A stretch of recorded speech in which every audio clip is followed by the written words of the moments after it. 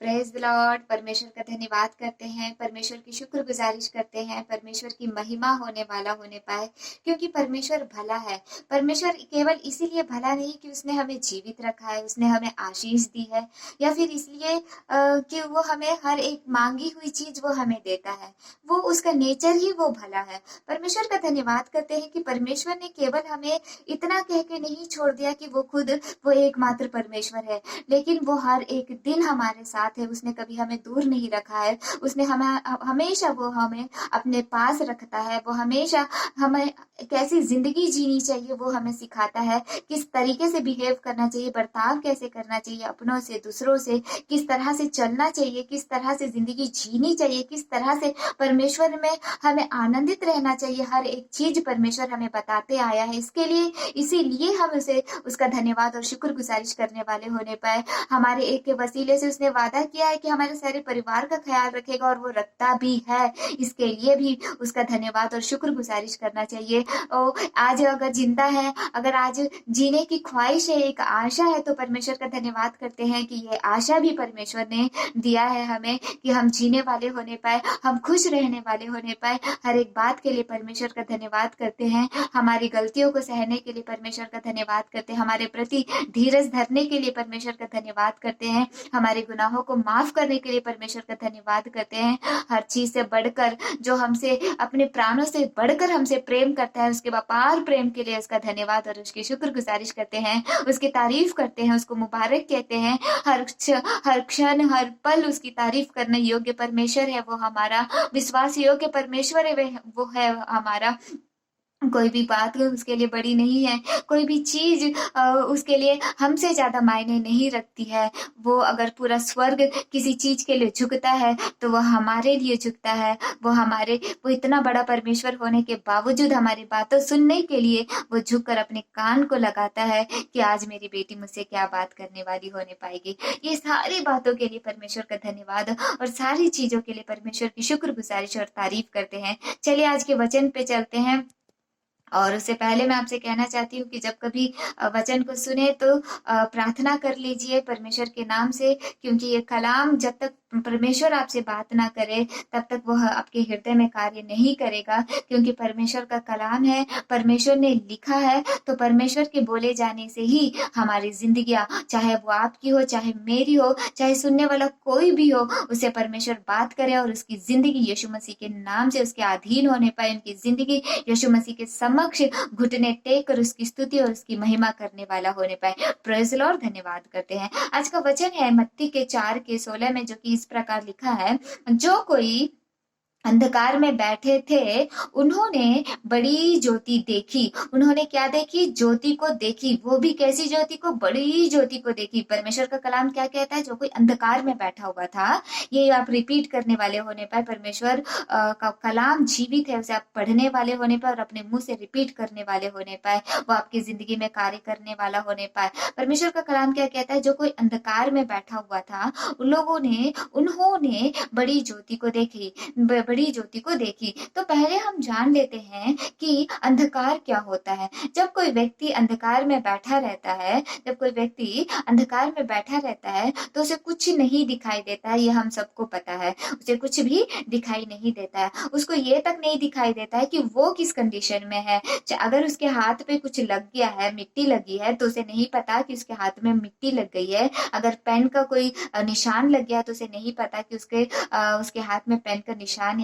कीचड़ लगा है तो नहीं पता कि उसके बदन पर कीचड़ लगा है। उसके बाल बिखरे हैं तो उसे नहीं पता कि उसके बाल बिखरे। अगर उसके कपड़े फटे हैं तो उसे नहीं पता कि उसके कपड़े फटे भी हैं। उसको ये भी नहीं पता कि वो किसके ऊपर बैठा है और वो कहाँ पर बैठा है और वो कैसी चीज है जिसके ऊपर वो बैठा है। उसे ये नहीं पता होता उसके आगे, उसके सामने क्या है, उसके अगल में क्या है, उसके बगल में क्या है, उसके पीछे में क्या है। उसे कुछ भी चीज उसे नहीं पता रहता है। अगर आगे गड्ढा है तो उसमें वो गड्ढे के बारे में भी उसे नहीं पता। अगर कोई प्रॉब्लम है तो उसे ये भी नहीं पता कि उसके सामने एक प्रॉब्लम है। ना तो वो अंधेरे में बैठा हुआ व्यक्ति ना तो वो अपने बारे में जान पाता है कि वो किस परिस्थिति में जी रहा है या फिर किस परिस्थिति में वो बैठा है, उसकी कंडीशन क्या है ना उसे पता चलता है। और ना वो इस योग्य होता है कि वो अपने आप की मदद कर सके। क्यों? क्योंकि उसे तो ना पता है ना दिखता है। उसे दिखता ही नहीं है कि वो उसके पास वो कीचड़ के पास बैठा है। उसे पता ही नहीं चलता है उसकी बॉडी में गंदी गंदी मिट्टी के दाग लगे हैं। उसे कुछ नहीं पता होता। वो ऐसी कंडीशन में होता है। उसके हाथ होते हैं फिर भी वो अपने हाथ से उसे साफ नहीं कर सकता है, क्योंकि उसकी कंडीशन इस योग्य होती ही नहीं है कि वो जान सके कि उसकी परिस्थिति क्या है। अंधकार में बैठे हुए व्यक्ति की कंडीशन इस तरह से होती है, वो अपनी मदद नहीं कर पाता है और ना वो उस बंधनों से छूट पाता है जो जिस बंधन उसको घेरे हुए हैं, जिस बंधन में वो फंसा है उससे ना वो छूट पाता है, ना कि वो बंधन उसे दिखते हैं। अंधकार में बैठा है तो उसे बंधन कैसे दिखेंगे? और ना उसको रास्ता दिखता है कि वो वहां से उठे और उस रास्ते पे जाए जो रास्ता उसे दिख रहा है। क्यों? अंधकार में बैठा है तो उसे ना तो रास्ता दिखता है, ना उसके चारों तरफ के बंधन उसे दिखते हैं, ना वो कीचड़ दिखता है जिस कीचड़ में वो बैठा है, ना वो दाग दिखते हैं जो दाग उसके शरीर पर लगे हैं, ना उसके कपड़े दिखते हैं कि उसके कपड़े कैसे फटे पुराने या फिर फट चुके हैं। उसको कुछ भी ना दिखता है और ना उस कंडीशन में होता है कि वो खुद की मदद करे और वो अपने आप को वहां से उठाए और वो अपने आप को वहां उस अंधकार से बाहर ले जाने पाए। एक अंधकार में बैठे हुए व्यक्ति की कंडीशन इस तरह से होती है। और उसी तरह से उसके आस-पास कोई व्यक्ति भी उसी कंडीशन में है तो ना तो वो उसकी मदद कर सकता है, ना तो वो उसको बता सकता है कि उसकी कंडीशन क्या है। ना तो वो खुद को देख सकता है, ना वो खुद की मदद कर सकता है, ना वो दूसरों को देख सकता है और ना वो दूसरों की मदद कर सकता है। एक अंधकार में बैठे हुए व्यक्ति की कंडीशन इस तरह से होती है। लेकिन परमेश्वर का कलाम यहाँ पर क्या कहता है हमें कि जो इस कंडीशन में थे, जो अंधकार में बैठे थे, जो जो ना तो खुद की मदद कर पा रहे थे, ना दूसरों की मदद कर पा रहे थे, ना खुद की जिंदगी वो सुधार पा रहे थे, ना खुद को उस परिस्थितियों से वो निकाल पा रहे थे, ऐसे लोगों की जिंदगी में परमेश्वर की ज्योति को उन्होंने देखा। अंधकार में बैठे हुए लोगों ने क्या देखा? एक बड़ी ज्योति देखी और देखा वो बड़ी ज्योति क्या है? परमेश्वर यीशु मसीह है। परमेश्वर का कलाम कहता है कि यीशु मसीह जीवन की ज्योति है। वो क्या है? जीवन की ज्योति है। जो अंधकार में बैठे हुए थे वो लोगों ने क्या देखा? एक बड़ी ज्योति देखी। जब वो लोगों ने उस ज्योति को देखा तब वो लोगों को रियलाइज हुआ कि उनके शरीर में जो है दाग लगे हुए हैं गंदी गंदी, और वो लोग कीचड़ में बैठे हुए हैं। उनके सामने एक गड्ढा है, उनके चारों तरफ बंधने हैं, मुसीबतें हैं। उनको वो जो रास्ते पे जा रहे थे वो रास्ता सही नहीं है, कांटों से भरा वो रास्ता है, मृत्यु से भरा वो रास्ता है। ये सारी चीजें जब वो अंधकार में बैठे थे तब उन्हें नहीं पता चला, लेकिन जब उनके ऊपर जब उन्होंने वो ज्योति, जो बड़ी ज्योति जो उनको दिखाई पड़ी, जब उन्होंने वो ज्योति को देखा तब उनको पता चला कि उनके शरीर में क्या है, गंदे गंदे दाग हैं। तो उन्होंने अपने शरीर को साफ किया। और कीचड़ में बैठे हैं तो वो लोग यीशु मसीह की मदद की सहायता से उस रोशनी की सहायता से वो कीचड़ से बाहर निकलने वाले होने पाए। उस बंधनों से, जो वो बंधनों के बीच में फंसे हुए थे, वो बंधन उस रोशनी के कारण वो बंधन दिखने पाए और वो बंधन से वो टूट के, वो बंधन को तोड़ के वो लोग बाहर निकलने वाले होने पाए। वो रास्ता, वो गड्ढा जो उनके सामने पड़ा था, जो अंधकार के कारण वो नहीं देख पा रहे थे, वो विपत्ति उनके सामने ही थी जो वो नहीं देख पा रहे थे, वो रोशनी को देखने के कारण वो उस विपत्ति से, उस गड्ढे से वापस पीछे आने वाले होने पाए। वो अपने आप को बचाने वाले होने पाए, वो अपने आप की मदद करने वाले होने पाए। पहले की कंडीशन, वो निसहाय थे, वो अपने आप की मदद नहीं कर पा रहे थे, लेकिन जब उन्होंने रोशनी को देखा, जब उन्होंने ज्योति को देखा, जब ज्योति उन पर पड़ी, जब उन्होंने ज्योति को देखा तो उनको परिस्थिति उनको समझ में आ गई, उनको सच का पता चल गया, उनकी कंडीशन को उनको पता चल गई और वो अपने आप को वहां से निकाल कर बाहर आने वाले होने पाए। और जहां पर वो खुद की भी मदद नहीं कर पा रहे थे, आज उनकी कंडीशन ऐसी है कि अब वो उस ज्योति के कारण जो उन्होंने देखी, वो दूसरों को भी देख पा रहे हैं, दूसरों की कंडीशन को भी जान पा रहे हैं, दूसरों को भी मदद कर पा रहे हैं, दूसरों को भी बता पा रहे हैं कि वो लोग किस कीचड़ में बैठे हैं, वो लोग किस बंधन से में फंसे पड़े हैं, वो लोग किस गड्ढे में पड़े हैं। परमेश्वर ने आपकी जिंदगी इसीलिए नहीं रोशन की कि सिर्फ आप लोग रोशन होने वाले होने पाओ। देखिए, एक पेड़ है, अगर उस पेड़ पूरे फल से भरा हुआ रहता है तो क्या वो पेड़ अपने फल को खुद खाकर खुद पेट भरता है? नहीं, वो पेड़ जो फल से लदा हुआ है और वो फल के कारण वो पेड़ झुक जाता है, लेकिन वो फल बहुत सारे लोग खाते हैं और तृप्त भी होते हैं। परमेश्वर ने आपको अपनी रोशनी इसीलिए ही नहीं दिखाई कि सिर्फ आप रोशनी पाओ, लेकिन परमेश्वर आज आपसे ये कह रहे हैं कि आपकी रोशनी बहुतों के लिए उपयोगी होने वाला होने पाए। आपकी रोशनी, आपने जो सत्य को जाना, आपने जिस बंधन से आप छुड़ाए गए, आप किस कीचड़ से निकाले गए, किस दलदल से आप निकाले गए, वो गड्ढा जो आपके पास था जिसमें आप गिर सकते थे, उस गड्ढे से कैसे आप पीछे आ पाए, कैसे आप उससे निकल पाए, कैसे आप बच पाए, वो सारी चीजें आपके ऊपर वो रोशनी पड़ने के कारण आपको पता चला। वही चीजें परमेश्वर आपके द्वारा दूसरों लोग की जिंदगी में करना चाहता है। जिस रीति से आपने उस रोशनी को पाकर अपनी जिंदगी में परमेश्वर की सहायता से मदद पाकर अपने आप को उन सब चीजों से आपने छुड़ाया, परमेश्वर यही चाहता है कि दूसरे आज जो कोई भी वैसे ही अंधकार में, नहीं पता कितने लोग इस दुनिया में बैठे होंगे जिसे नहीं पता होगा कि वो कीचड़ में बैठे हैं, जिन्हें नहीं पता है कि वो उनके चारों तरफ बंधने हैं, उन्हें नहीं पता है कि किस दलदल में वो लोग हैं, उन्हें नहीं पता है कि कौन सा गड्ढा उनका इंतजार कर रहा है कि वो लोग धीरे धीरे उसमें गिर जाने वाले होने पाए। उन सभी की जिंदगी में परमेश्वर की रोशनी चमकने वाली होने पाए आपके वसीले से। एक पेड़ जिस तरह से सबके लिए यूजफुल होता है, परमेश्वर चाहता है कि आपकी जिंदगी भी लोगों के लिए यूजफुल होने पाए। हर एक लोगों की जिंदगी में आप भी उस रोशनी की तरह चमक पाओ, जिस तरह से अंधकार में बैठे हुए लोगों की जिंदगी में यीशु मसीह एक उजाले के रूप में उनको दिखाई दिए। आप भी हर एक अंधकार में बैठे वाले लोगों के लिए एक उजाला बनने वाले होने पाए। Praise the Lord. परमेश्वर का धन्यवाद करते हैं। परमेश्वर इस वचन को आपके हृदय में फलवंत करे, परमेश्वर बात करे आपसे, परमेश्वर खदेड़े आपको और तैयार करे कि जो कोई आपके आसपास या आपके परिवार में या फिर कहीं पर भी आपको लगता है कि ये लोग अंधकार में बैठे हैं, तो जाइए परमेश्वर के लिए उनसे बताइए, वो रोशनी दिखाइए जो रोशनी को आप देखे हो और आप आजाद हुए हो, जिस तरह से दूसरे भी आजाद होने वाले होने पाए। Praise the Lord. और दूसरे लाइन में कुछ इस तरह से लिखा है, जो कोई मृत्यु के और जो मृत्यु के देश और छाया में बैठे थे उन पर ज्योति चमकी।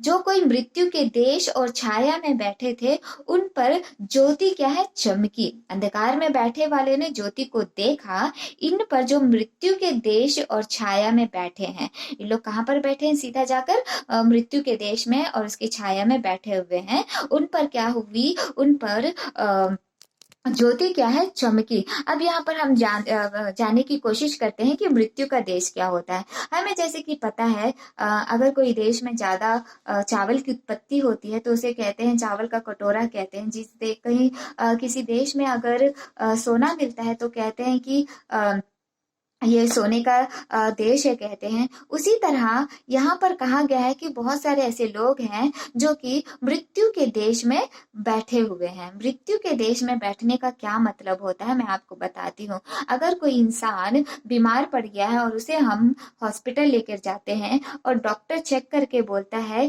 कि अरे ये इंसान के बॉडी का हर एक पार्ट खराब हो चुका है, अब इसे हम नहीं बचा सकते। अगर बॉडी का एक भी पार्ट सही होता तो हम बचा बचा पाते, लेकिन सारे पार्ट्स खराब हो चुके हैं। अब इसका अंत सिर्फ मृत्यु है, इसका सोल्यूशन सिर्फ मृत्यु है। अब इसको कोई नहीं बचा सकता, इसको कहीं पर भी ले जाओ, इसका कोई भी समाधान नहीं है, इसका कोई भी आंसर नहीं है, इसका कोई भी सोल्यूशन नहीं है करके अगर वो डॉक्टर हाँ कहता है उस बंदे के विषय में, इसका मतलब ये है कि उसके पास कोई चांस नहीं है बचने का।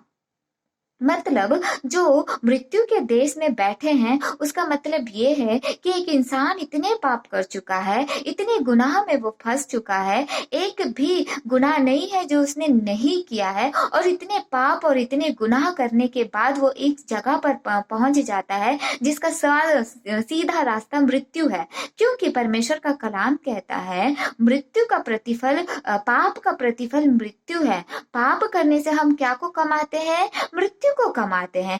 ऐसी कंडीशन में कुछ लोग थे जो हर प्रकार के पाप को कर कर अब उनको कोई रास्ता नहीं दिख रहा था कि इससे हम कैसे बचे। सारे पाप, सारे गुनाह हमने कर दिया है, कोई आशा नहीं थी उनके पास, कोई रास्ता नहीं था कि इस कंडीशन से, इस परिस्थिति से हमें कौन बचाएगा और कैसे हम निकले। तो वो कहाँ पहुंच गए? मृत्यु के देश में पहुंच गए। पाप करने वाले अच्छी जगह कहाँ पहुंच सकते हैं? मृत्यु के देश में बैठने का मतलब यही है कि उनकी जिंदगी में और कुछ नहीं बचा, कुछ करने के लिए नहीं बचा, हर एक पाप कर चुके हैं। ऐसे लोगों, जो लोग इस कंडीशन में थे, जो कि मृत्यु के देश में और इसकी छाया में बैठे हुए थे, उन पर बाइबल कहता है कि ज्योति क्या हुई? चमकी। चमकने का मतलब होता है उनके चेहरे पर एक आशा की किरण क्या हुई? चमकी। वो लोग देख नहीं पाए एक आशा की किरण, जो कि वो निराश हो चुके थे। हमने सारे तरह के पाप कर चुके हैं और हमारा कोई भी समाधान नहीं है,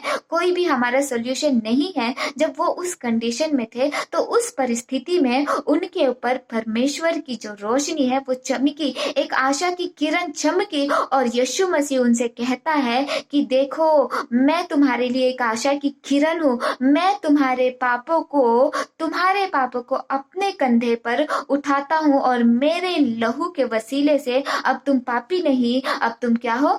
धर्मी हो। Praise the Lord. परमेश्वर का धन्यवाद करते हैं इस वचन के लिए कि परमेश्वर किस रीति से मृत्यु के देश में बैठे हुए पर अपनी ज्योति को क्या किया? चमकाया, अपनी आशा उनको दी, उनको आशा करने का मौका दिया, और उन्हें उस मृत्यु के देश से क्या किया? छुड़ा लिया।